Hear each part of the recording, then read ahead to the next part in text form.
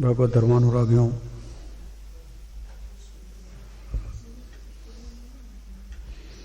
जगत नियंता जगत पालक जगदीश अकारण करुणा वरुणालय परात्पर परम ब्रह्म राघव सरकार की कृपा से हम सभी अपने आश्रम में राम कथा के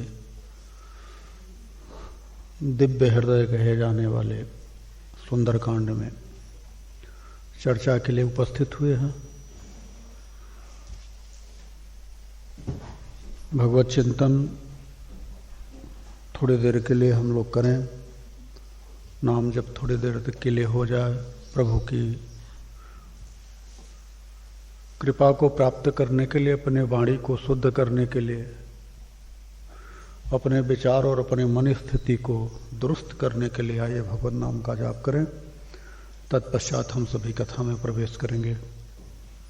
सच्चिदानंद रूपाय विश्वोत्पत्त्यादि हेतवे तापत्रय विनाशाय श्रीकृष्णाय वयं नमः। कृष्णाय वासुदेवाय हरये परमात्मने प्रणतः क्लेशनाशाय गोविंदाय नमो नमः। रामाय रामभद्राय रामचंद्राय वेदसे रघुनाथाय नाथाय सीतायापतये नमः। अतुलित बलधामं हेमशैलावदेहम् धनुजवन कृशानम् ज्ञानिनानाम् अग्रगण्यम् सकलगुणनिधानम् वानराणामधीशम् रघुपति प्रियभक्तम् वातजातं नमामि वातजातं नमामि वातजातं नमामि। हे गोविंद, हे मधुसूदन, हे मुरलीधर, हे राघव, हे मेरे राम, मुझे अपना बना लो प्रभु। मैं आपका ही हूँ प्रभु, जन्मों से भटका हूँ प्रभु। मुझे अपना बना लो प्रभु, मुझे अपना बना लो प्रभु, मुझे अपना बना लो प्रभु। हरि ओम। भगवत धर्मानुरागियों, मैं बार बार कहता हूं कि यह प्रार्थना रोज करनी चाहिए। प्रभु से रोज कहना चाहिए कि मुझे अपना बना लो।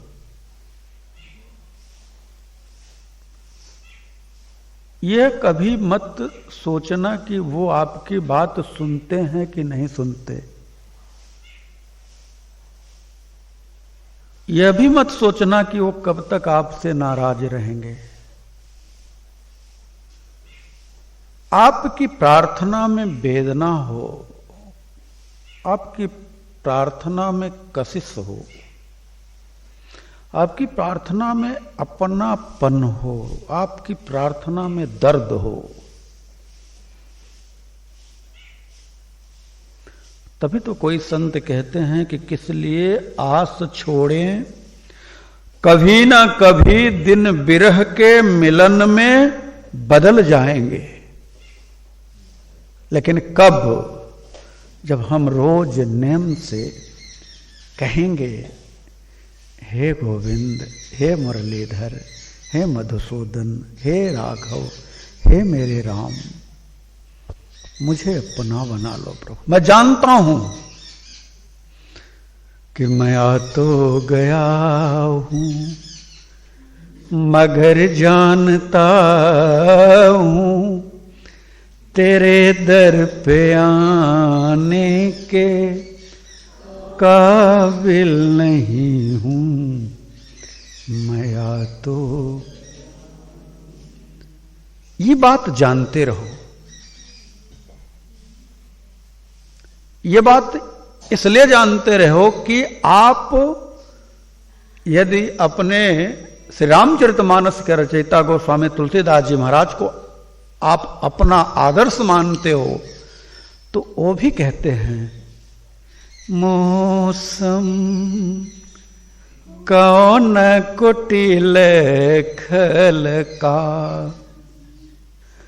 मौसम कौन कुटिल खल,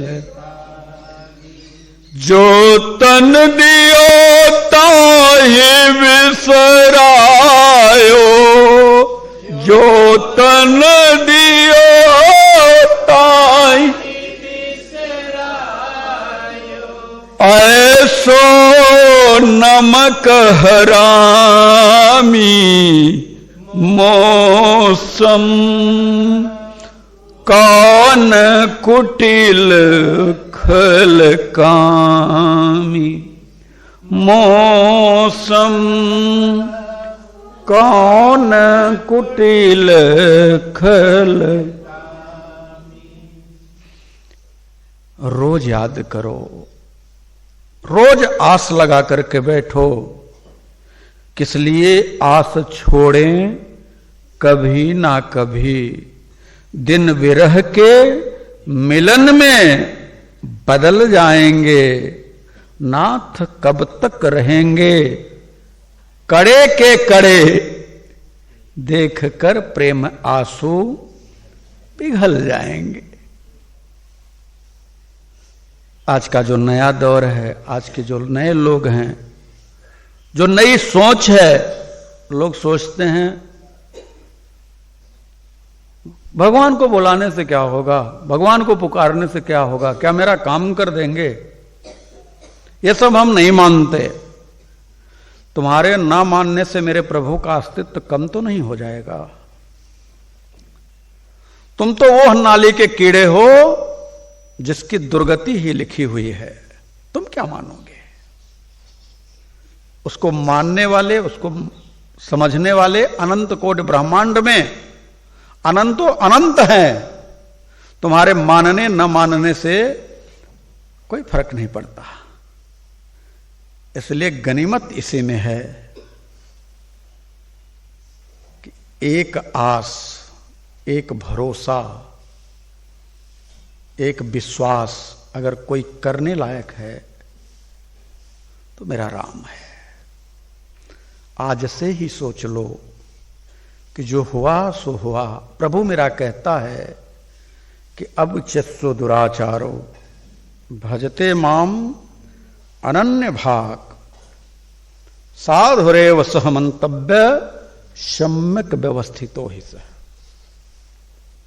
हाँ, मेरे सरकार कहते हैं कि चलो गलतियां किया कोई बात नहीं, तेरे समस्त गलतियों को तू मेरी शरणागति ले ले, मैं उसे क्षमा कर देता हूं। एक ही है जो आपकी समस्त गलतियों को क्षमा करने की सामर्थ्य रखती है, वो मां है। बालक कितना भी गलती करके आए और मां की गोदी में आकर के सर झुका ले, वही मां जो गाय की तरह है, शेरनी की तरह खड़ी हो जाती है कि मेरे लाला को कुछ नहीं होने दूंगी। ठीक उसी प्रकार से मेरा जो राम है,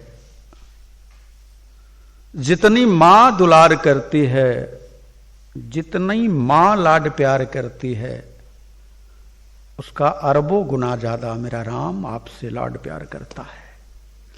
बस ये है कि आपने उससे कभी दिल से पुकारा नहीं। पुकार करके देखो और रोज कहो कि मुझे अपना बना लो, मैं आपका हूं।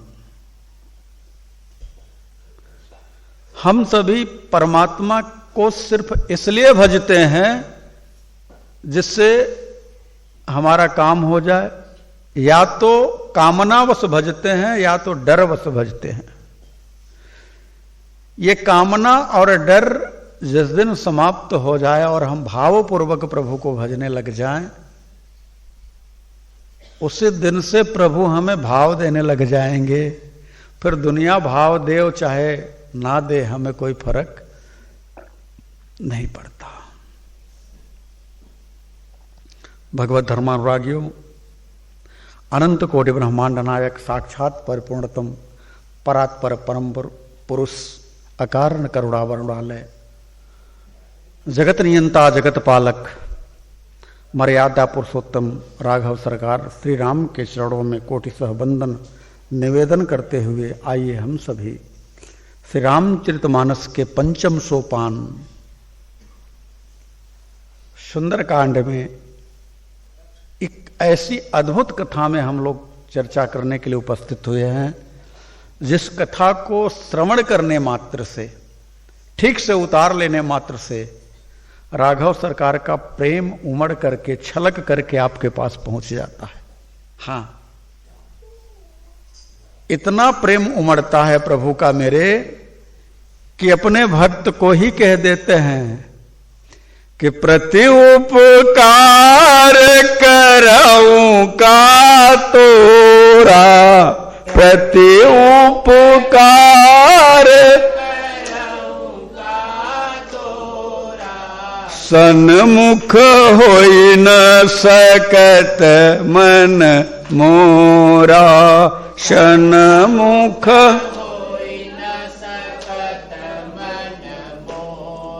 ऐसे हैं हमारे राघव सरकार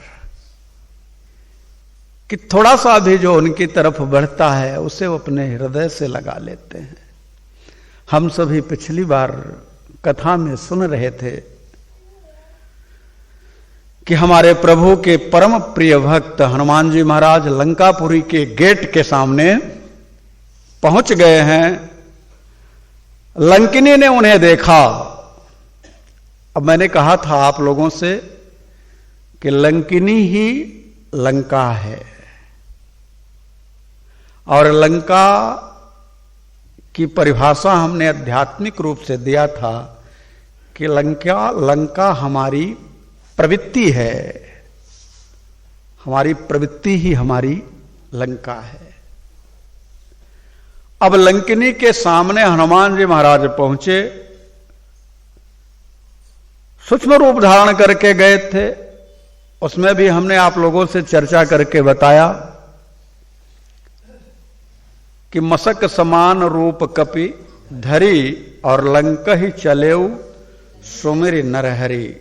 हमने यह भी चर्चा करी कि जहां खून खराबा होने की संभावना हो वहां पे कौन से नाम का उदाहरण आप जाप करते हुए जाएं? नरहरि का। और अगर कहीं आपको किसी अच्छे काम के लिए जाना हो, कोई आपका काम बनना न हो और उसको बनाना चाहते हो, तो उसके लिए आपको एक चौपाई है कि प्रविशि नगर कीजिए सब काजा, हृदय राखी कौशलपुर राजा। मेरे सरकार को हृदय में राख करके आप कहीं भी किसी भी जगह प्रवेश कर जाएं, किसी भी गांव में, किसी भी क्षेत्र में, किसी भी जगह, निश्चित तौर से आपका कल्याण होगा, आपका कार्य संपादित होगा। मैं तो इतना कहता हूं कि अगर आपका किसी से लेन देन हो, और अगला आदमी कुछ आनाकानी कर रहा हो, उससे मिलने के लिए जाना हो, तो हृदय राखी कौशलपुर राजा। हमारे सरकार की जो राजाधिराज के रूप में उनका एक चित्र है, अपने हृदय में बैठा लो। पंचायतन में सरकार मेरे बैठे हैं, बगल में मां बैठी है, भरत भैया खड़े हैं, लक्ष्मण भैया खड़े हैं, शत्रुघ्न भैया हैं, और उनके परम शिष्य हनुमान जी महाराज चरणों में बैठे हैं। उस स्वरूप का ध्यान करके आप उस कार्य को करने के लिए जाओ, विश्वास के साथ में निश्चित तौर से वह कार्य आपका होगा।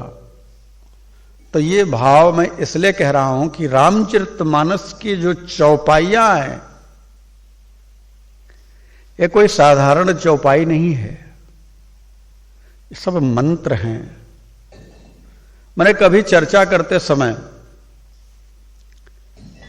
कभी कहा था अकेले में ऐसे ही बाबा लोगों से कि रामचरितमानस में जो मंत्र है, यदि किसी का सामान चोरी चला गया हो,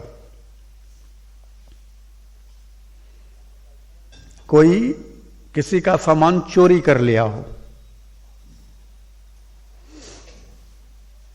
और पता न चलता हो, इसी रामचरितमानस में एक चौपाई रूपी मंत्र है कि उसे आप ले करके पहले तो उसको कम से कम 1.25 लाख बार पढ़ें, सिद्ध कर लें, और इसके बाद किसी सादे कागज पर देसी घी लगा करके पहले उस पर वह चौपाई लिखें, सादे कागज से पर किससे लिखें? चमेली के कलम से, अष्टगंध से वह चौपाई लिख दें और उस पर देसी घी लगा दें। लगाने के बाद उसको जलाएं। वो जब जल जाए, राख बन जाए, उसका काजल बन जाए, तो उस काजल को लेकर के किसी 6, 7, 8 साल के बच्चे, 9 साल के बच्चे तक, 10 साल के बच्चे तक के अंगूठे के नाखून में लगा दें, और लगाने के बाद फिर वही चौपाई पढ़ करके उस बच्चे का अंगूठा फूंक करके कहें कि आइए सरकार विराजिए, बैठिए, हनुमान जी का ध्यान करके, और फिर उस बच्चे से पूछें कि अमुक व्यक्ति का सामान चोरी हुआ, कौन ले गया, इसमें देखो। तो उसे उस अंगूठे के नाखून में वह व्यक्ति जो सामान चोरी किया है कैसे निकाल रहा है, कहाँ ले जाकर के रख रहा है, वो दिखाई देगा, एक पिक्चर की तरह चलेगा। ये कोई साधारण बात नहीं है, पिक्चर की तरह चलेगा। लेकिन किसको दिखाई देगा? जो बच्चा है, जो निष्काम है। और वह बच्चा बता देगा कि घर का ही अगर बच्चा है, घर में ही चोरी हुई है, तो बच्चा ही बता देगा कि फलाना व्यक्ति ऐसे निकाल रहे हैं और यहां लेकर के जा रहे हैं।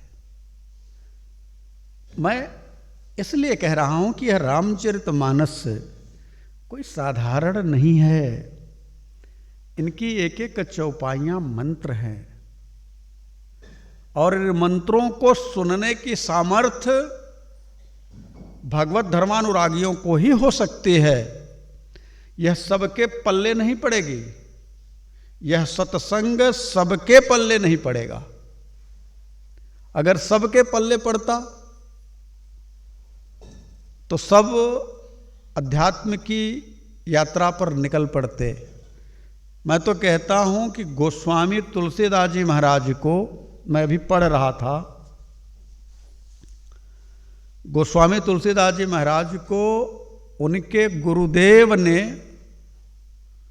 बाराह क्षेत्र में कई बार यह राम कथा सुनाई, एक बार नहीं। वो स्वयं स्वीकार करते हैं कि मैं पुनि निज गुरु सन सुनी, कथा सो सूकर खेत, समुझी नहीं तस बालपन, तब अति रहेउ अचेत। कहने का अभिप्राय है कि गोस्वामी तुलसीदास जी कहते हैं मेरा बालपन था, मैं अचेत अवस्था में था, इसलिए मैं पूरी तरह से राम कथा सुन नहीं पाया, समझ नहीं पाया। बालपन का मतलब ये नहीं होता कि आप उम्र का बालपन हो। अध्यात्म का बालपन, अध्यात्म की किशोरावस्था, अध्यात्म की युवावस्था और अध्यात्म की वृद्धावस्था होती है। इसलिए जो राम कथा को समझने के अधिकारी हो जाएं, सुन करके उसको अंतरसात में, अंतर हृदय में आत्मसात करने के अधिकारी हो जाएं, करने लग जाएं, तो समझ लेना वो बालपन से ऊपर उठ गए। और जिनके कान में राम कथा पड़े, एक कान से पड़े और दूसरे कान से बाहर निकल जाए, तो समझ लेना अभी वो अचेत हैं, अभी चेतना जागृत नहीं हुई है। क्यों मैं इस बात की चर्चा कर रहा हूं? क्योंकि आने वाला जो प्रसंग है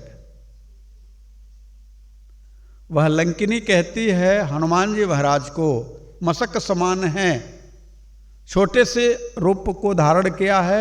हमने उस बार कथा में आप सभी को बताया था कि मशक का कितना अर्थ होता है। उसमें मशक का एक अर्थ हमने बताया था यम, यमराज का भी।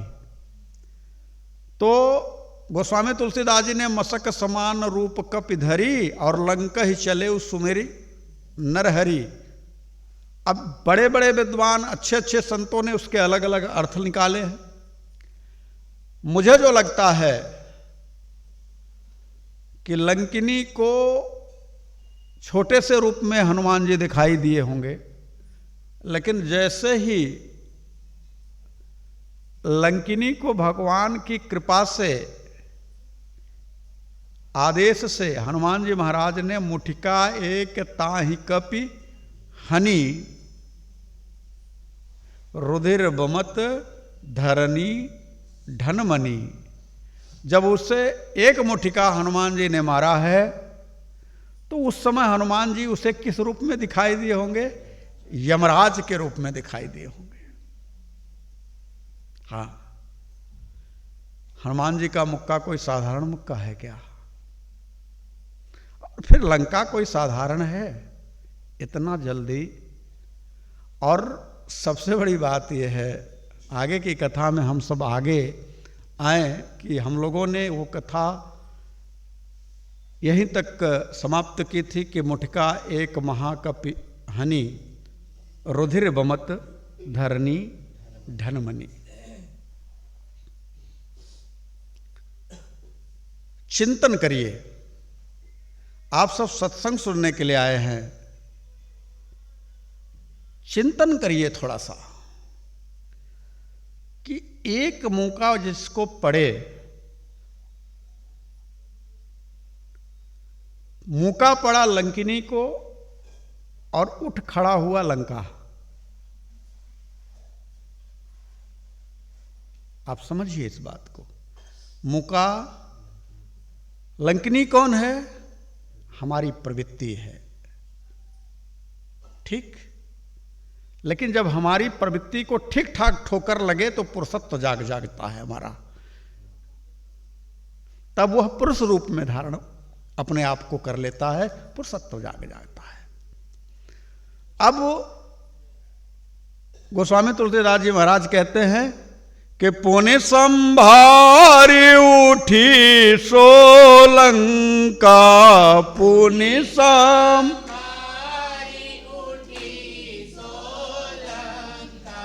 जोरी पानी करी विनय शंका,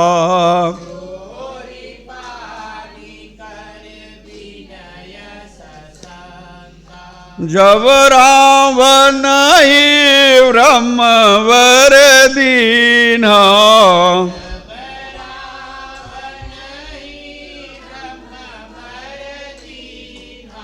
चलत बिरंची कहा मोहि चिन्हा,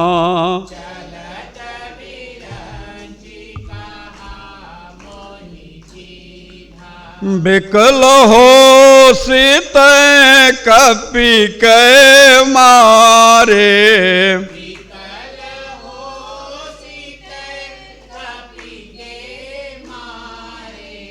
तब जाने सोने से चर संघारे, तब जाने सोने से चर संघारे। तात मोर अति पुण्य बहुता,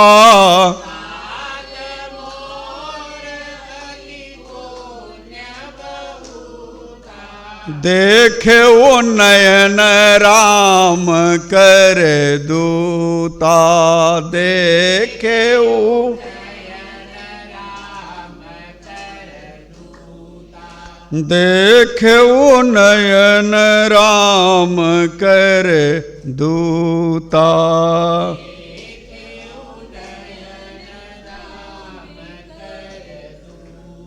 पिछली कथा में हमने आप लोगों से चर्चा करी थी कि अगर हम अपनी प्रवृत्ति को 5 ज्ञानेंद्रियों की मुट्ठी बना करके ठीक से अगर मुका मार दें तो जो लंकामयी प्रवृत्ति है उसमें बदलाव हो जाता है। अच्छा एक बात बताओ आप, हनुमान जी महाराज ने मुक्का मारा और रुधिर बमत धरणी ढनमनी गिर गई, फिर उठी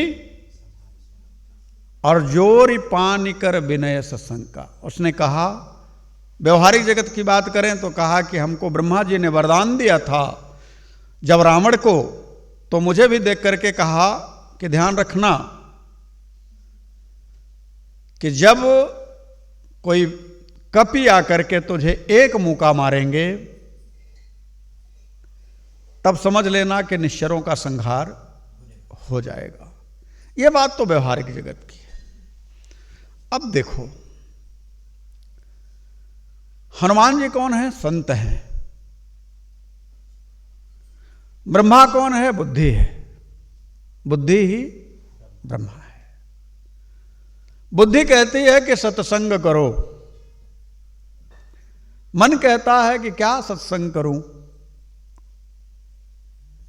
फेसबुक चला लूंगा 1 घंटा, व्हाट्सएप चला लूंगा, ये कर लूंगा, वो कर लूंगा, क्या सत्संग सुनने जाऊं।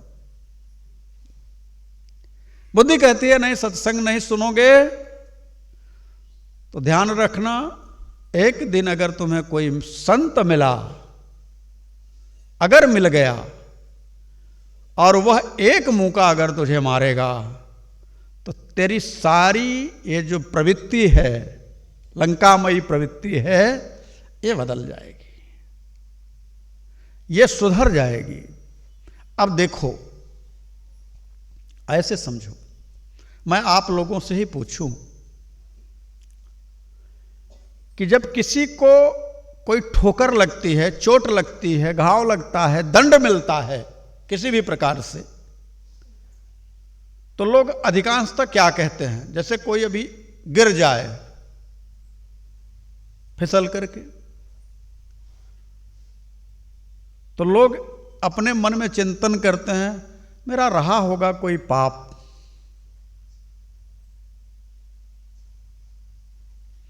इसलिए मुझे ये सजा मिली। लंकिनी क्या कह रही है? अब यही मैं आप लोगों से चर्चा कर रहा हूं, खाली इसको समझिए, बड़ी बारीक से समझने वाली बात है। लंकिनी कह रही है कि तात मोर अति पुण्य बहुता, तात मोर अति देखे वो नयन राम कर दूता, देखे वो नयन। लंकिनी को चोट लगती है, मुठिका से प्रहार होता है, और लंकिनी कहती है मेरा पुण्य है जिसके कारण मुझे ये चोट लगी। आपको व्यवहारिक जगत में अगर देखा जाए तो आप कहते हैं कि चोट लग गई, दुर्घटना घट गई, तो मेरा कोई पाप रहा होगा। और यहां लंकिनी क्या कह रही है कि मेरा कोई पुण्य था कि मुझे मार पड़ी है। तो आप इसको कैसे लेते हैं? चोट लगने से, मार पड़ने से पाप का फल घटित होता है कि पुण्य का? मेरा प्रश्न है आप सबसे। मार पड़ने से पाप का फल घटित होता है या पुण्य का? अगर पुण्य का फल नहीं घटित होता, पाप का घटित होता, तो लंकिनी क्यों कहती है कि तात मोर अति पुण्य बहुता?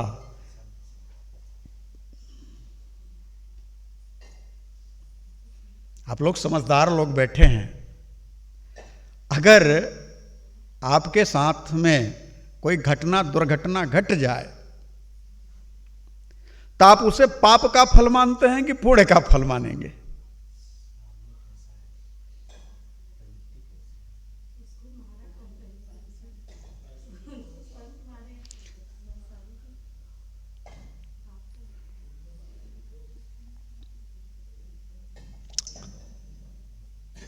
एक संत कहते हैं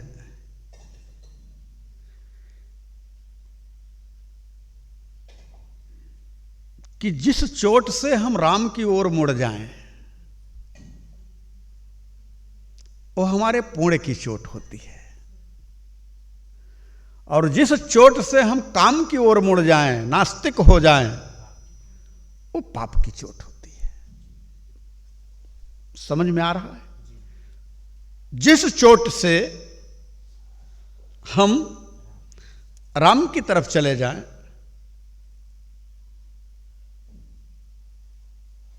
वह पुण्य की चोट होती है, और जिस चोट से हम नास्तिक हो जाएं, वह पाप की चोट होती है। उदाहरण से समझिए। एक सेठ जी थे।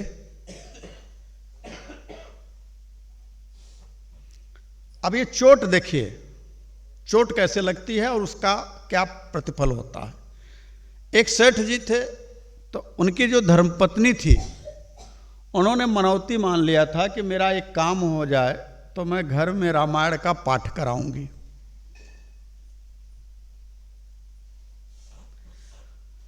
सेठ जी मानते नहीं थे, नहीं ये सब फालतू की चीज है, फालतू का बकवास है। लेकिन बार बार पत्नी के आग्रह करने पर उन्होंने कहा, अच्छा चलो ठीक है, पार्टी वालों को बुला देता हूं, तुम करवा लो।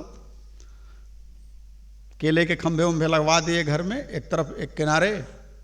पार्टी वालों को बुलाया और रामायण का संपुट रखा गया कि जहि विधि होय नाथ हित मोरा, करहु सुबेगी दास मैं तोरा।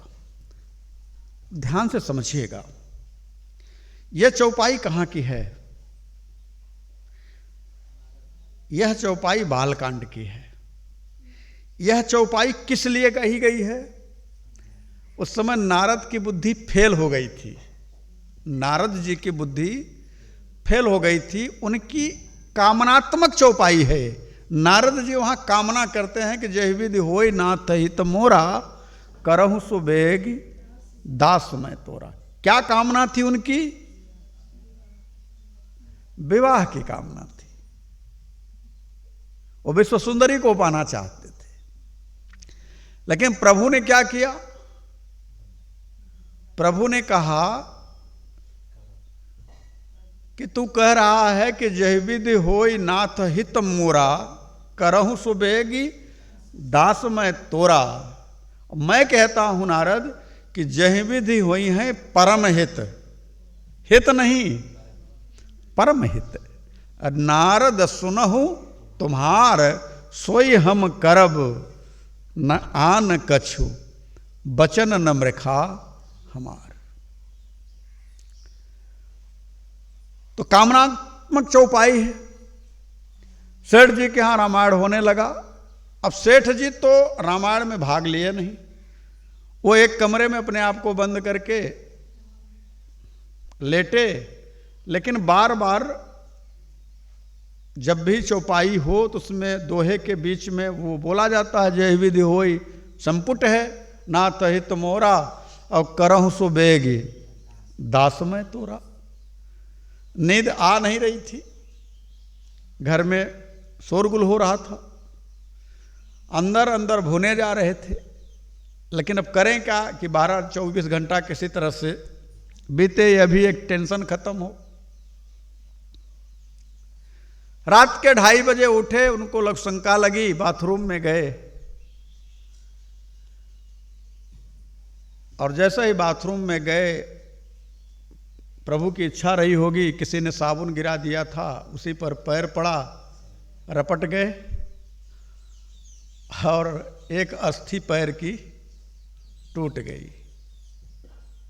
पैर की हड्डी। अब तो घिसट, चिल्लाए बड़े जोर से, कोई सुने नहीं, अब तो घिसट घिसट के किसी तरह से आए। अब जो भी थोड़ी बहुत उनकी आस्था थी, अस्थि के टूटने से आस्था खत्म हो गई। परिणाम क्या हुआ? जो केले के खंभे लगे थे सब उखाड़ फुखाड़ करके फेंक दिया और उन लोगों को भगा दिया कि भागो यहां से, कौन सा हमारा हित हुआ है। जय विधि होई नाथ हित मोरा, करहु सुबेगी दास में तोरा। तो ये हित हुआ कि हमारा अहित हुआ, और उन लोगों को भगा दिया। चोट लगी, लेकिन चूंकि उनकी जो स्थिति थी वो जन्मजात उनके डीएनए में, ऐसे कह दूं कि पहले से ही थी, खून में थी। रामचरितमानस में 2 शब्द आए हैं, खल और सठ।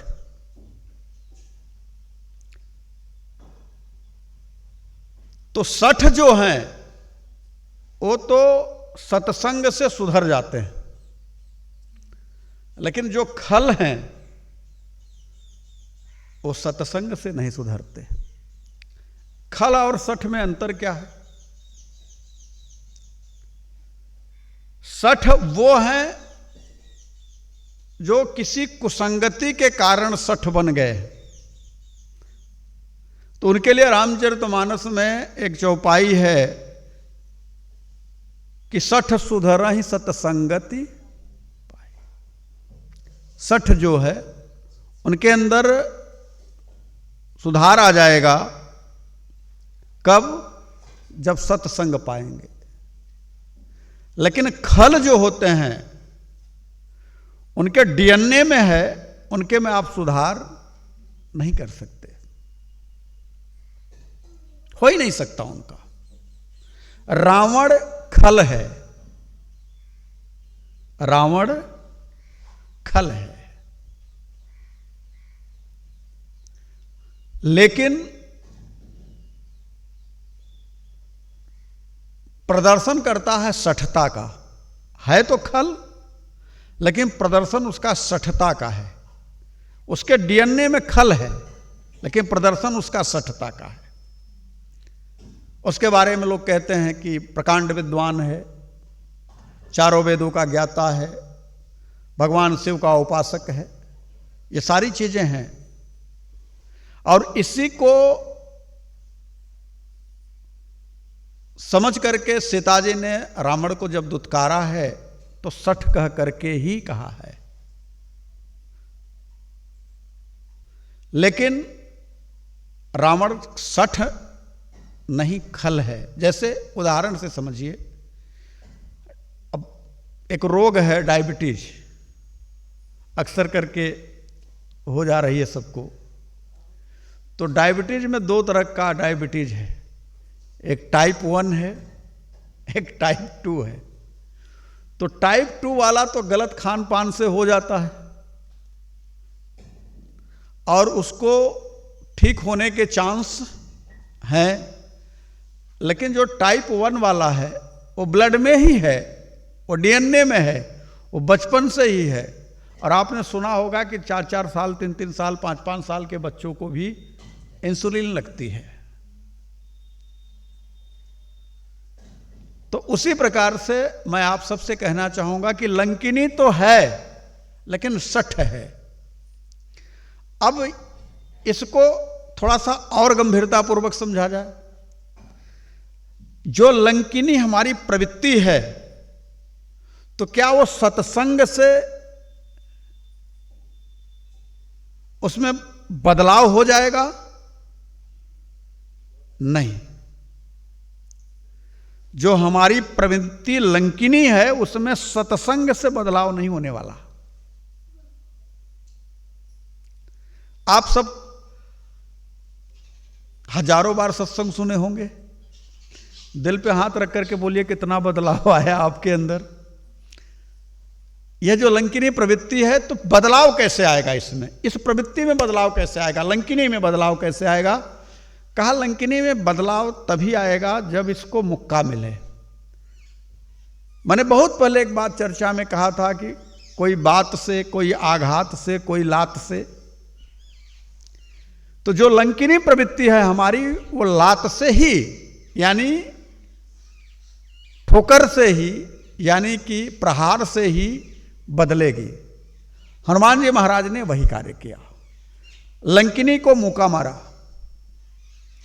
तो जब लंकिनी को मुक्का मारा तब वह बहुत बदल गई और बोली, तात मोर अति पुण्य बहुता, देखे वो नयन राम कर दूता।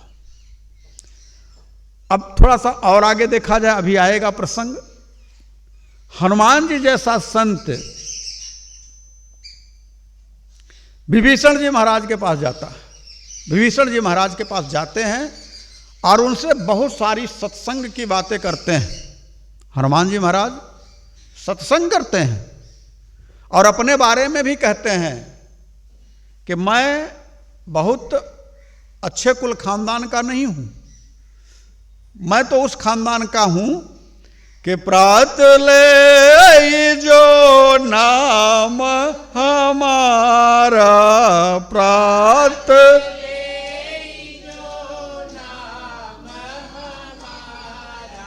ते दिन ताहि न मिलई आहारा, ते दिन ताहि न। इतना सब होने के बावजूद भी क्या विभीषण महाराज हनुमान जी के सत्संग से लंका छोड़ के गए? नहीं गए। लंका छोड़ करके कब गए विभीषण जी महाराज? जब लात पड़ी। उसी प्रकार से जो हमारी प्रवृत्ति है, जब वह प्रवृत्ति किसी ठोकर का अनुभव करे और उसमें बदलाव आ जाए। देखिए सत्संग क्या है, ऐसे समझो। सत्संग क्या है? सत्संग एक ऐसी विधा है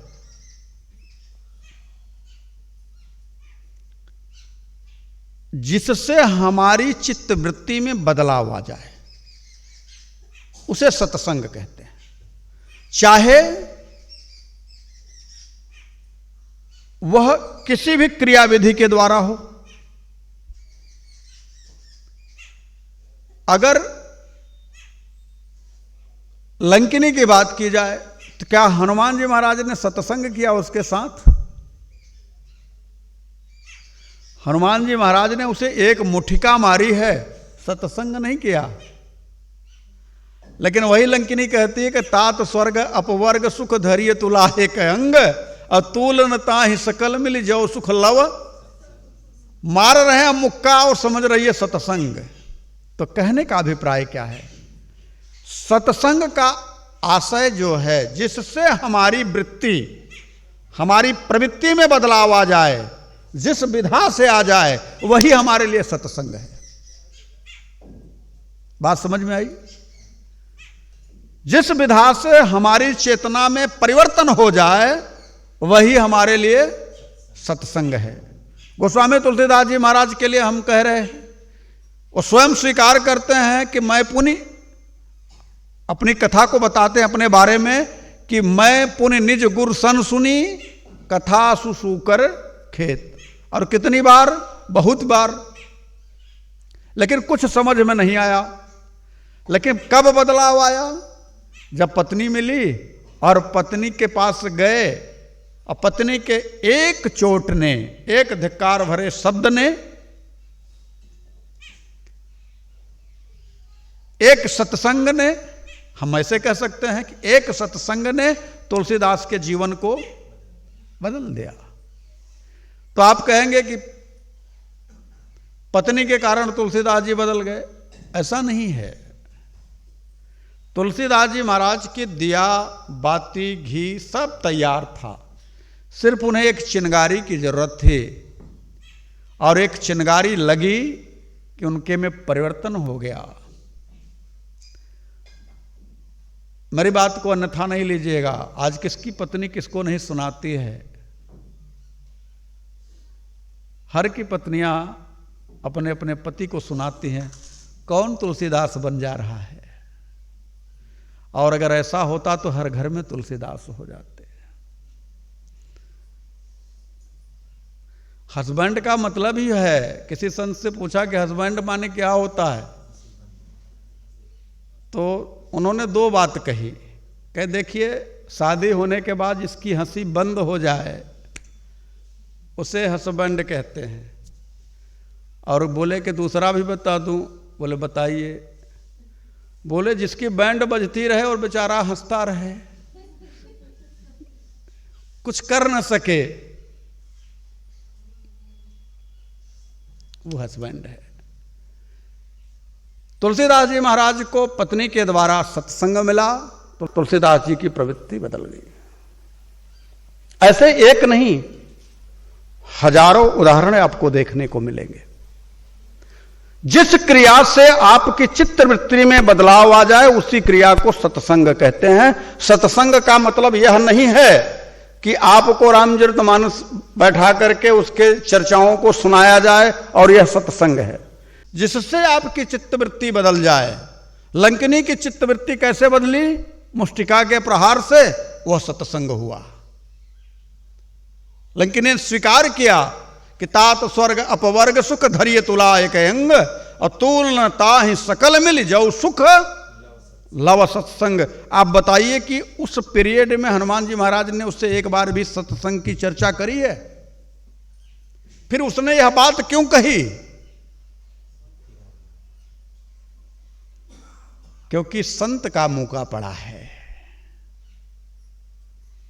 संत का मुक्का अगर पड़ जाए और फिर भी आपके अंदर चेतना न आए तो समझ लेना कि आपका पाप कर्म आपको बदलने नहीं दे रहा है। ये ध्यान से समझ लीजिए कि ठोकर लगने के बाद यदि आपके विचार में परिवर्तन हो जाता है। मैं एक सज्जन की बात करूंगा अभी की, कि उनका पैर टूट गया किसी कारण से, उनके पास फुर्सत नहीं रहती थी, इतने व्यस्त आदमी थे, लेकिन पैर टूट गया तो 2-3 महीने तक उनको बिस्तर पे ही पड़े रहना पड़ा। तो जब बिस्तर पे पड़े थे तो सामने टीवी था, तो उन्होंने रिमोट लगा दिया और सत्संग जो रामायण रामचरितमानस का भागवत का आता था उसी को देखने लगे। इसके पहले वो पूरी तरह से नास्तिक थे, लेकिन उस ठोकर ने, उस पैर के टूटने से 3 महीने में जो उनकी चित्तवृत्ति बदली कि वो पूर्ण रूप से आस्तिक हो गए और भगवत चर्चा करने लग गए। तो आप बताओ कि उनका पैर टूटना पुण्य का प्रभाव था कि पाप का? इसलिए मैं कहता हूं कि चोट लगे तो यह कह देना कि नहीं मेरा कोई पाप रहा होगा, ऐसा नहीं है। चोट लगने से यदि आपके अंदर एक परिवर्तन आता है, एक बदलाव आता है, तो आप मान करके चलो कि आपके पुण्य ने आपको आपके अंदर की लंकिनी रूपी प्रवृत्ति को चोट पहुंचाई है शरीर के माध्यम से। आपकी लंकिनी रूपी प्रवृत्ति ने अब अपने में बदलाव कर लिया है और वह सत्संग की ओर प्रवृत्त हो गई है, यानी आपकी मानसिक स्थिति सत्संग की ओर हो गई है। देखिए, रामचरितमानस की जो शब्द हैं, मैंने बार बार इस बात को दोहराना चाहा है और आप लोगों से चर्चा करता रहता हूं कि एक एक शब्द के अलग अलग अर्थ निकलते हैं। लंकिनी कहती है कि तात मोर अति पुण्य बहुता, देख्यो नयन राम कर दूता। उसने किस चीज से देखा है राम के दूत को? अब देखो, नयन, आंख, नेत्र, चक्षु। अब आप कहोगे कि ये सब तो पर्यायवाची है। नहीं, हर एक का अपना अलग अलग अर्थ है।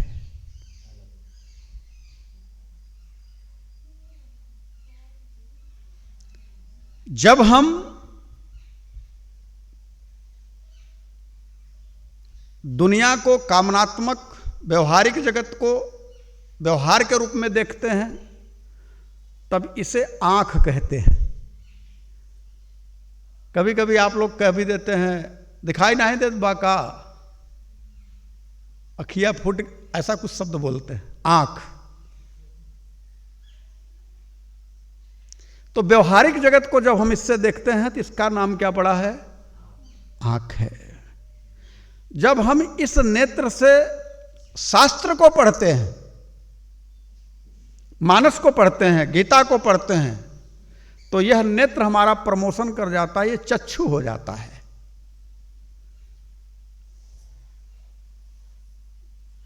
और यह नेत्र जब सर्व जगत में अपने एक रस परमात्मा को देखता है तो वह दृष्टि हो जाती है, आपकी दृष्टि बदल जाती है।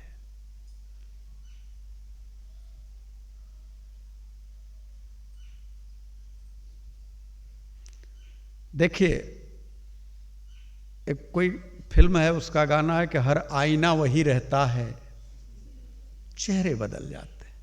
आंख वही रहती है, प्रवृत्ति बदल जाती है। तो जब दृष्टि है तो प्रकृति में जब हम परमात्मा को देखने लगते हैं तो वो हमारी दृष्टि है। लेकिन जब इसी नेत्र से किसी संत को देखते हैं, भगवंत को देखते हैं, रामदूत को देखते हैं, संत को देखते हैं, अथवा राम का दर्शन करते हैं, तो यह आंख नयन बन जाती है। और रामचरितमानस में नयन शब्द को बड़े दिव्य भाव से गोस्वामी तुलसीदास जी ने सम्मानपूर्वक आगे बढ़ाया है। ज्ञान और वैराग्य को उन्होंने नयन कह करके संबोधित किया है। ज्ञान वैराग नयन उरेगारी। यहां पर लंकिनी भी यही कह रही है, देखे नयन राम कर दूता।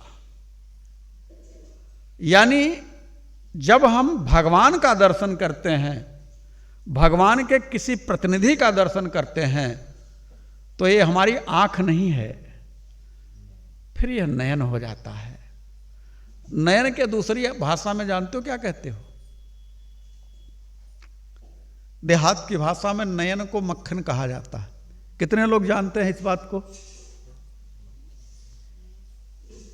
जानते हो ना? देहात की भाषा में नयन को मक्खन कहा जाता है।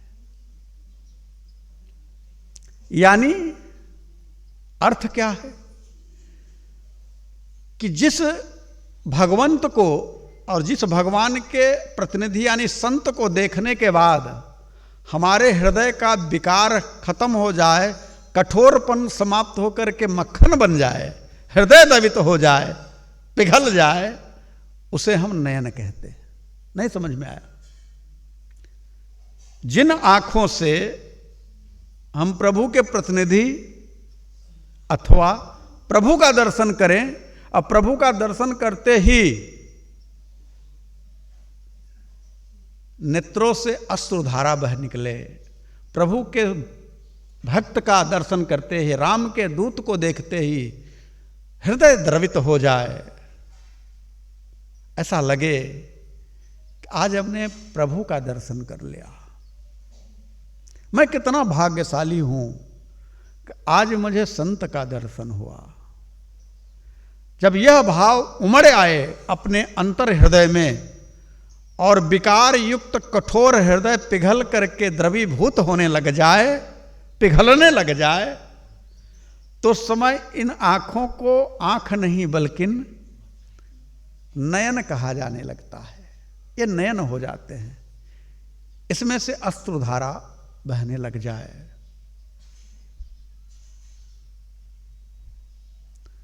इसलिए आप लोग यह न समझें कि आंख का पर्यायवाची चक्षु, दृष्टि, ये सब शब्द जो है पर्यायवाची नहीं है, बल्कि ये सब शब्द स्थिति, भाव, स्थान को प्रदर्शित करते हैं। तो आज लंकिनी कह रही है कि तात मोर अति पुण्य बहुता। अब कोई साधारण सी बात समझिए कि किसी को मारा जाए और वो कहे कि आज हमारा पुण्य जागृत हो गया। चोट लगने पर, और चोट भी कितना कि रुधिर बमत धरनी ढनमनी, मुंह से खून फेंकते हुए गिरी है। कोई साधारण चोट नहीं लगी है, हनुमान जी महाराज ने मारा है। इसका आशय क्या है? जब तक आपके अपने लंका प्रवृत्ति पर आप ही के अंदर बैठे हुए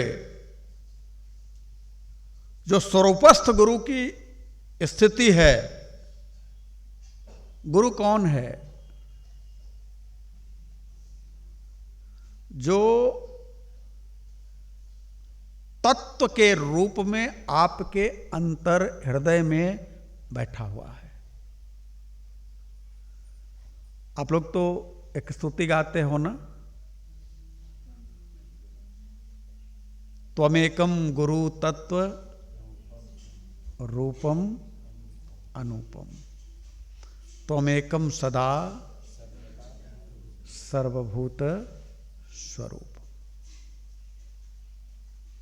तो जो आपके अंतर हृदय में सुसुप्त अवस्था में गुरु तत्व की स्थिति बनी है, वो बाहर के किसी भी क्रियाकलाप से आपके अंतर चेतन मन में परिवर्तन जागृत कर दे। जो आपकी वास्तविक स्थिति थी उससे बदल दे, आप में बदलाव आ जाए। तो बदलाव आने के लिए दो स्थितियां हैं, कभी घात से, आघात से, अथवा लात से। अब आप तय करें कि आप कैसे सत्संग को स्वीकार करेंगे, कैसे आपके अंदर की प्रवृत्ति बदलेगी। यदि आपके अंदर की लंकिनी जागृत है तो आपको अपने अंदर की लंकिनी को मारने के लिए मुठिका एक, और फिर कैसी महाकपिहनी, तब एक मुष्टिका मारनी होगी। कैसे मारना होगा? आपके अपने अंतःकरण की जो 5 ज्ञानेंद्रियां हैं उनको समेटना होगा, और पंचम प्राण, प्राण अपान समान उदान और व्यान, इन पंचम प्राण को एकाकार करके स्वरूपस्थ होकर के नाम जप को श्वास प्रश्वास में साध करके चेतना को अपने ब्रह्मरंध्र में स्थापित करके स्वयं ब्रह्मा के द्वारा बताई हुई उस क्रियाविधि को क्या कि तुम्हारा जो प्रवृत्ति है कैसे बदलेगी। कहा एक मुका मारने से उस बात को 5 ज्ञानेंद्रियों के द्वारा अपने अंतर हृदय में स्थापित करते हुए गुरु के द्वारा बताई हुई क्रिया प्रतिक्रिया श्वास परश्वास का उपयोग करते हुए आप इस अंदर बैठी हुई लंकिनी को मार सकते हो। थोड़ा क्लिष्ट है, समझ में नहीं आएगा। इतना जान लो कि आपके व्यवहार में आप ही परिवर्तन ला सकते हो, बाहर से कोई व्यक्ति परिवर्तन नहीं ला सकता। वो बहुत पहले कोई फिल्म हुआ करती थी कि हम अंग्रेजों के जमाने के जेलर हैं, हम तब नहीं सुधरे, ऐसा कुछ था, तो अब क्या सुधरेंगे। अगर ये प्रवृत्ति है तब कोई भी गुरु आ जाए, मूर्ख हृदय न चेत जव गुरु मिलई बिरंची सम। और यदि आप चाहें कि अपने अंतर हृदय की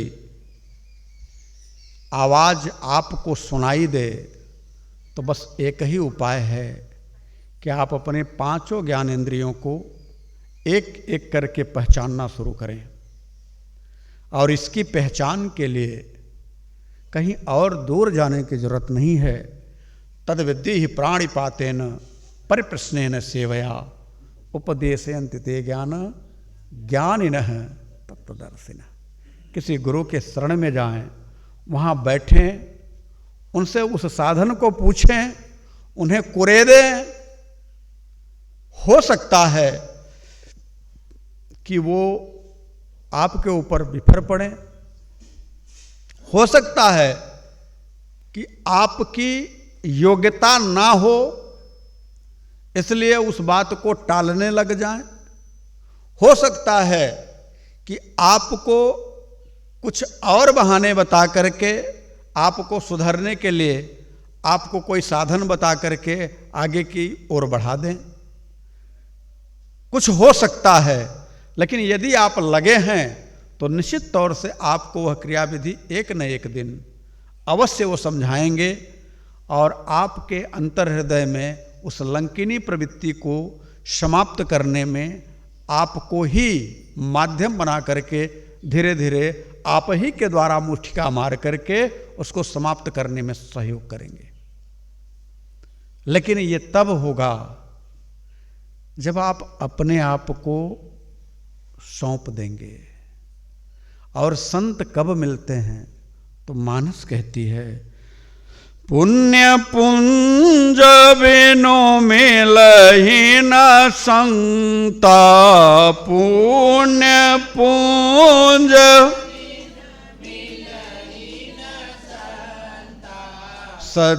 सतसंगति संसृति कर अंता, सतसंगति संसृति कर अंता। यदि आपके अंदर का पुण्य का पुंज हुआ, आपने उसे महसूस किया, संत आपको जरूर मिलेंगे। और संत मिलने का परिणाम क्या होता है?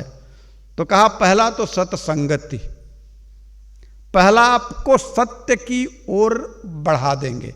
सत्संग का मतलब क्या होता है? सत्य का संग करा देंगे। सत्य कौन है? एक परमात्मा। आपको संत सत्य की ओर बढ़ा करके परमात्मा की क्रिया विधि में स्टेप बाय स्टेप समझाते हुए लेकर के चलेंगे। और दूसरा, जिस दिन आप उस क्रिया विधि को पकड़ लेंगे, आपको समझ में आ जाएगी, उसी दिन आपके संस्कृति का अंत हो जाएगा। संस्कृत कहते हैं आवागमन। संस्कृत का मतलब ये जो आवागमन है, इसी का नाम संस्कृति है। संस्कृति, संस्कृत का मतलब होता है आवा और गमन। तो सत्संगत का आपके ऊपर प्रभाव पड़ेगा और आपके आवागमन यानी संस्कृति का अंता, आपके आवागमन से आपकी मुक्ति हो जाएगी। और ये तभी होगा जब आपका समर्पण होगा। बिना समर्पण के यह संभव नहीं है। लेकिन इसके लिए आप ये सोचें कि अरे हम तो अभी कौन सा दिन बीता जा रहा है, अभी बहुत समय है, बाद में चल कर के भजन कर लेंगे। तो मैं आपसे कहूँगा कि चली जा रही है उम्र धीरे धीरे। आप अभी से यूं कहें, इसी पल से संस्कृति के अंत की ओर बढ़ें। सत्संगति करने के लिए आपको कुछ और खोजने की जरूरत नहीं है। आप सिर्फ अपने अंदर झांकें और अपनी झांक करके लंकिनी प्रवृत्ति की ओर दृष्टि करें। जिस दिन लंकिनी प्रवृत्ति आपको समझ में आ जाएगी, उसी दिन आप खींच करके अपने अंतःकरण में एक मुक्का मारेंगे और वह मुक्का लगते ही वो जो आपकी प्रवृत्ति है, जो लंकिनी है, जो विषयासक्त है, जो कामनात्मक है, जो दूसरे के दोष दृष्टि को देखती है, जिसका स्वभाव ही है, हनुमान जी को क्या कहती है, जाने ही नहीं मरम सठ मोरा, मोर आहार जहां लगी चोरा। जो जैसा होता है वो उसे उसी तरह से देखता है। अच्छा एक बात बताइए आप लोग, लंकिनी ने कहा कि जाने ही नहीं मरम सठ मोरा, मोर आहार जहां लगे चोरा। वो कहती है कि जो लंका में चोर की तरह प्रवेश करते हैं वो मेरे आहार हैं। यानी लंका में कोई चोर नहीं है, सब साव बैठे हैं। और रावण से बड़ा कोई चोर नहीं है। हनुमान जी को गुस्सा तब आया कि तू चोर की बात करती है और तेरे पास खुद सबसे बड़ा चोर है, जिसने चोरी से मां भगवती पारंबा का हरण कर लिया है। उससे बड़ा चोर कौन हो सकता है? एक उदाहरण से समझिए कि माता सीता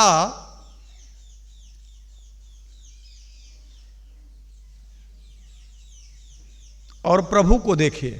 प्रभु हमारे कौन हैं? विश्व विलोचन चोर। जो समस्त जगत के चित्त को चुरा लेते हैं वो हमारे प्रभु। एक बार कोई जाकर के ठाकुर जी के सामने ठीक से निहार दे उन्हें, कोई भी हो, ठीक से उन्हें देख ले, वो उसके चित्त को चुरा लेते हैं, छोड़ते नहीं हैं, घायल करके रख देते हैं। वो अगर वहां से लौट करके आता है तो आधा आता है, आधा अपने आप को वही छोड़ देता है। कभी आपने किया नहीं है ना, इसलिए आपको ये समझ में नहीं आएगा। लेकिन सचमुच में मैं बताऊं, दिल की बात बताऊं, एक बार उनके आंख से आंख मिल जाए तो हमारे प्रभु के जैसा कोई चोर है ही नहीं। विश्व विलोचन चोर। गोस्वामी तुलसीदास जी कहते हैं विश्व विलोचन चोर, जो सबके मन के बलात् हठात चुरा लेते हैं और आदमी बेपाय हो जाता है, कुछ करने की क्षमता नहीं रहती। वो पलट पलट करके देखता है। लौटते समय दर्शन हुआ, आंख से आंख मिली, अब वापस जाने का मन नहीं है, धक्के खा रहा है, लेकिन एक टक और निहार लूं, एक बार और देख लूं। और जितनी बार निहारता है वो उतनी बार घायल होता है। एक संत हैं, उनसे पूछा गया कि आप ठाकुर जी का दर्शन करते हैं? बोले मैंने कभी नहीं किया। बोले क्यों? वृंदावन के संत हैं। बोले मैंने कभी नहीं किया। बोले आप जाते तो रोज हैं ठाकुर जी के पास? बोले मैं जैसे जाता हूं मैं उनके सामने पड़ता हूं, आंखें मूंद लेता हूं। वो मुझे देखें तो देखें, मैं नहीं देखना चाहता। बोले क्यों नहीं देखना चाहते? बोले एक बार गलती से हमने तिरछी नजर से देख लिया था, उसने मेरा घर बार छुड़ा दिया, मैं यहां करके बैठ गया हूं। अब हिम्मत नहीं पड़ती उससे नैना मिलाने को, पता नहीं कब वो क्या कर जाए। तो वो है हमारे ठाकुर जी विश्व विलोचन चोर, और उन विश्व विलोचन चोर को, उस चोर के मन को चुराने वाली हमारी जानकी है। उस विश्व विलोचन चोर के मन को चुराने वाली कौन है? हमारी मां है। गोस्वामी तुलसीदास जी बालकांड में एक चौपाई लिखते हैं, लोचन मग राम ही उर आनी, लोचन मग राम ही उर आनी, दीने पलक कपाट सयानी, दीने पलक कपाट सयान। उस विश्व विलोचन चोर के चित्त को चुराने वाली मेरी किशोरी जी हैं। और रावण उन किशोरी जी को चुरा लाया है, और तू लंकिनी कहती है कि मोर आहार जहां लगी चोरा। मेरा आहार यहां का चोर है, तो सबसे पहले तो तुझे रावण को खा जाना चाहिए, क्योंकि सबसे बड़ा चोर वही है। इसलिए हनुमान जी महाराज ने एक मौका मारा, और मारने के बाद उसे ज्ञान हुआ। मैंने इसकी चर्चा अभी करी कि ठोकर लगने के बाद ये जरूरी नहीं कि आपके पुण्य का पाप का परिणाम हो सकता है आपके पुण्य का परिणाम हो, इसलिए आपको ठोकर लगी है। इसलिए ठोकर लगते समय तकलीफ हो, दर्द हो, दुख आए, कष्ट आए, और उस समय प्रभु का नाम आने लग जाए, तो समझ लेना कि आपके पुण्य ने आज आपको रास्ते पर चलने के लिए इस विधि का अनुसरण करवाया। इस विधि से आप रास्ते पर चलेंगे, इसलिए आपको आपके पुण्य ने ही इस विधि का अनुसरण करवाया। आज वही लंकिनी कह रही है कि तात मोर अति पुण्य बहुता, तात मोर अति देखे नयन राम कर दूता, देखे नयन। मैंने अपने नयन से राम के दूत को देखा। हमारे किसी जन्म का बहुत बड़ा पुण्य रहा है, जिसको इतना चोट लगा हो, दर्द हो रहा हो, कराह रहा हो, और वह दर्द को भूल करके ये कह दे कि मेरे राम जी की कृपा हुई है, आज मेरा पुण्य जागृत हुआ कि कोई राम का अपना मेरे सामने खड़ा है। ठोकर जब गुरु देता है और शिष्य संभल करके गुरु की तारीफ कर देता है, समझ लेना वही शिष्य है और वह आगे सफल होगा। ये तय है। इस बात को समझने के लिए आप गीता में चलो। श्रीमद् भगवत गीता में भगवान के सामने अर्जुन पहले अध्याय में खाली उनको अपनी समस्या बताता रहा कि मैं कैसे मारूं। सामने में भीष्म पितामह खड़े हैं, जिनकी गोदी में मैं खेला हूं। जो भी मेरे बंधु बांधव हैं, नात रिश्तेदार हैं, मैं सामने की देख रहा हूं। स्वयं मुझे जो बाण चलाने की विद्या दिए, आज मैं उनको भी अपने विपरीत देख रहा हूं। मैं द्रोण जैसे गुरु को, जिसके इशारे पर मैंने इस धर्म युक्त धनुर्विद्या का अनुसरण किया है, आज मैं उनके ऊपर बाण कैसे चलाऊं। इतना सब कुछ कहता रहा और भगवान सुनते रहे। और भगवान दूसरे अध्याय में बस एक बात ऐसी बोलते हैं, और वह बात किसी शिष्य के लिए उचित नहीं है। कोई साधारण शिष्य होगा तो पचा नहीं पाएगा, भाग खड़ा हो जाएगा। भगवान सीधे सीधे कहते हैं, कुतस्वा कस्मल मिदम विस्मय समसम उपस्थितम अनार्यजुष्टम अस्वर्गम अकीर्तिकर्म अर्जुन। ये तू अज्ञानियों जैसी बात कैसे करता है, मूर्खों जैसी बात कैसे करता है? मूर्ख है क्या तू? कहता तो अपने को बहुत बड़ा पंडित है, लेकिन आज तू मूर्खों जैसी भाषा बोल रहा है। अभी कोई शिष्य किसी गुरु के पास आए, अपनी बात बोले और गुरु उसे कह दे दुष्ट है क्या, मूर्ख है क्या, तो यही बात कहेगा कि आप जैसे बहुतेरे गुरु हमें मिल जाएंगे, आपके पास हमें आने की जरूरत नहीं है। सत्य तो यही है। जबकि गुरुता जो है वो हमेशा शुरुआत में कड़ी होती है। गुरुता में आकर्षण होता है, गुरुता को वही पचा पाता है, उसका अनुसरण वही कर पाता है जिसने अपने आप को पूर्ण रूप से गुरु को समर्पित कर दिया हो। कि जैसे भी हो, जिस भी स्थिति में हो, भगवान इतना रुकते नहीं है कि यहीं पर रुक जाएं। भगवान कहते हैं क्लब्यम मास्मकम पार्थ नय तत्वम उपपद्यते क्षुद्रम हृदय दुर्बल्यम तत्वोतिष्ठ परम तप। तो नपुंसक है।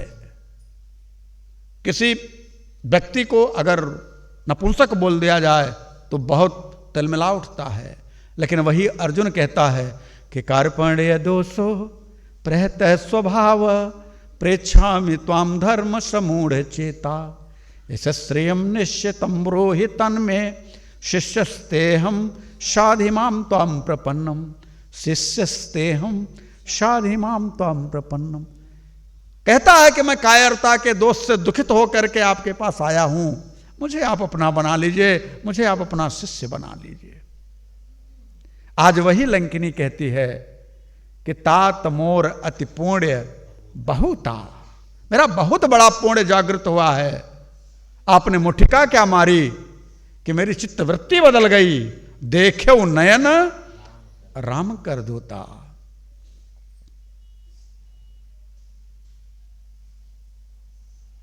आप सबसे मैं कहूंगा कि इस लंकिनी की प्रवृत्ति तो चेंज हो गई, आप अपने अंदर के लंकिनी की प्रवृत्ति को कब चेंज करेंगे?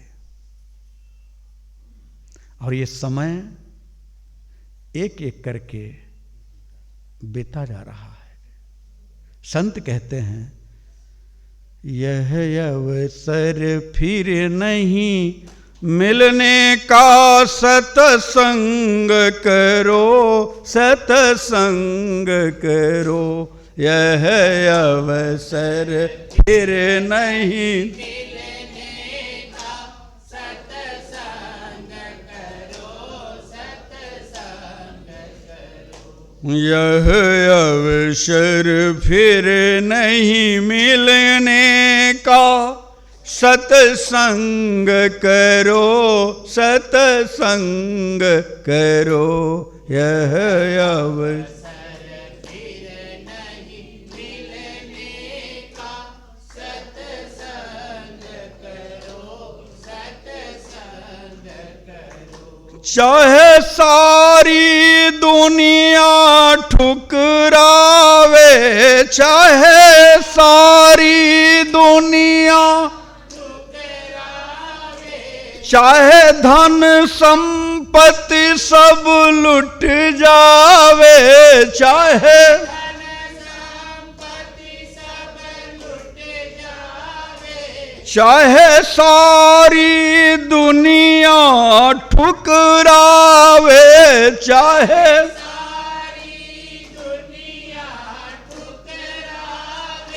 चाहे धन संपत्ति सब लुट जावे, चाहे धन संपत्ति सब लुट जावे, चाहे थाली लोटा बिक जावे, चाहे थाली सतसंग करो सतसंग करो। चाहे थाली लोटा बिक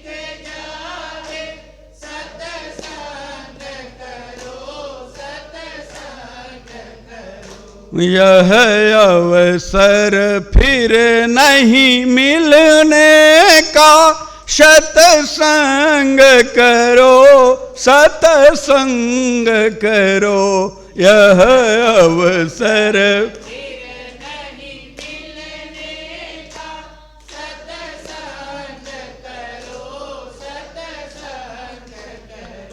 चाहे तन में अधिक बीमारी हो, चाहे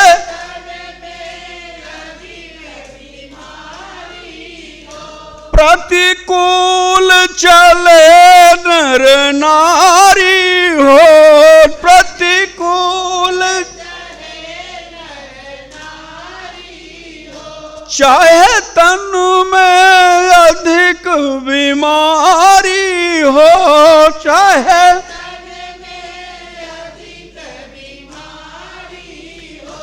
प्रतिकूल चले नर नारी हो,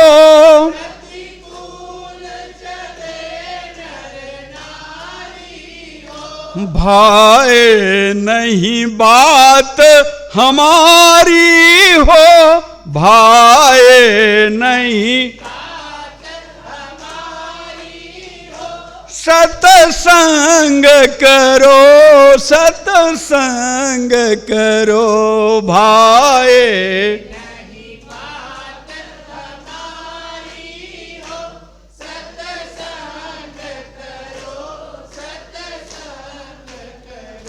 यह अवसर फिर नहीं मिलने का, सत्संग करो सत्संग करो। यह अवसर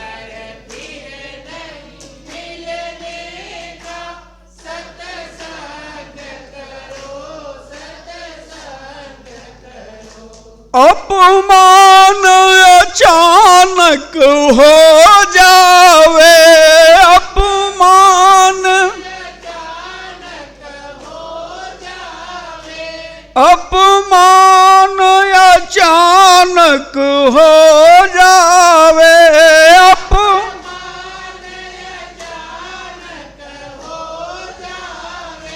निज साथी सभी बिछुड़ जावे, निज साथी सभी बिछुड़ जावे।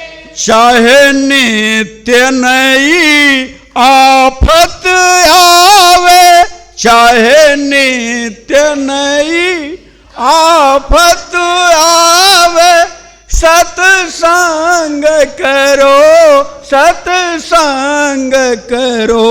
चाहे नित्य नई आफत आवे, सत्संग करो सत्संग करो। यह अवसर फिर नहीं मिलने का, सत्संग करो सत्संग करो।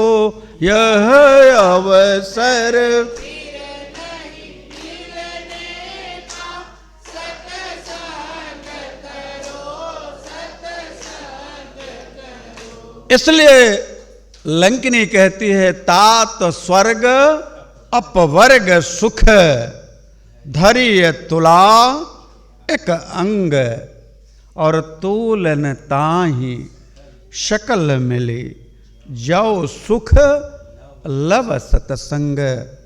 इसकी चर्चा हम सभी अब अगले सत्र में करेंगे, लेकिन यह जब सत्संग आपके हृदय में उतरने के लिए व्याकुल हो, तो आप भी उस सत्संग को अपने हृदय में उतारने के लिए अपने अंदर के विषयासक्त जो कामनाएं हैं उसे बाहर करो और प्रभु से कहो कि हे नाथ, मैं आपका हूँ और मैं आपका ही रहना चाहता हूँ। मेरी एक प्रार्थना है प्रभु, मैं जानता हूँ कि मेरे जैसा इस संसार में कोई दीन नहीं है और आपके जैसा कोई संसार में दीन बंधु नहीं है। इसलिए प्रभु मूसम दीन न दीन हित, तुम समान रघुवीर, अस विचारे रघुवंश, हरहु विषम भवभीर, हरहु विषम कामिह नारि प्यारी जिम, लोभी प्रिय जिमेदार, ते मेरा रघुनाथ प्रिय लागहु मोहि राम, प्रिय लागहु अर्थ न धर्म न काम रुचि, गति न चहु निर्वाण, जन्म जन्म रति राम पद, यह वरदान न आन, यह वरदान न